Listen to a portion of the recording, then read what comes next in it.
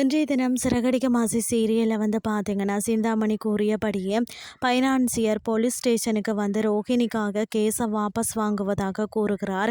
மேலும் ரோஹிணி பற்றி புகழ்ந்து பேசி கொண்டிருக்க முதுவ மீனாவும் பார்த்து இவர் என்ன ரோஹிணிக்கு சர்டிபிகேட் கொடுக்கிறார் அப்படின்னு சொல்லி பேசிக்கொள்கிறார்கள். அதற்கு பிறகு ரோஹிணி தனக்காக தான் இவ்வளவு கஷ்டப்பட்டார் என்று மனோஜும் மனமுருகி போகிறார். மேலும் ரோஹிணி போகும்போது நான் உனக்காக தான் கடன் வாங்கினான், ஆனால் எனக்கு அது பெரிய விஷயம் இல்லை, எனக்கு நீதான் முக்கியம், இப்போது உனக்கு நல்லது பண்ணுவது யார் என்று தெரிந்து கொள்ளேன முது மீனா முன்னால சொல்லிட்டு செல்கிறார். அதற்கு பிறகு வீட்டுக்கு வந்த மனோஜை வாசலை நிற்க வச்சுட்டு விஜயா ஆராத்தி எடுத்து உள்ளே எடுக்கிறார்.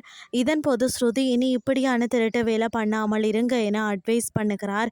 மேலும் மனோஜ் அந்த நேரத்தில் முதுவும் மீனாவும் தனக்காக ஒன்றுமே செய்யலாம், அவர்கள் வீட்டுக்கு தான் எல்லாம் பண்ணுகிறார்கள், ஆனால் ரோஹிணி தான் என் மீது அக்கறை இருக்கிறது என்று மீண்டும் மீண்டும் பேசி கொண்டிருக்க விஜய் அவருடைய வாயில அடிக்கிறார். அத்துடன் இதெல்லாம் ரோஹிணி உன்னிடம் நல்ல பெயர் வாங்குவதற்காக தான் செய்துள்ளார், அவருடைய 5 லட்சம் கடனை திருப்பி கொடு, அவளை வீட்டிற்கு கூட்டி வாழற நினைப்பில் இருக்க வேணாம் என கண்டபடி திட்டுகிறார். இதுதான் இன்றைய நாளுக்கான எபிசோட்.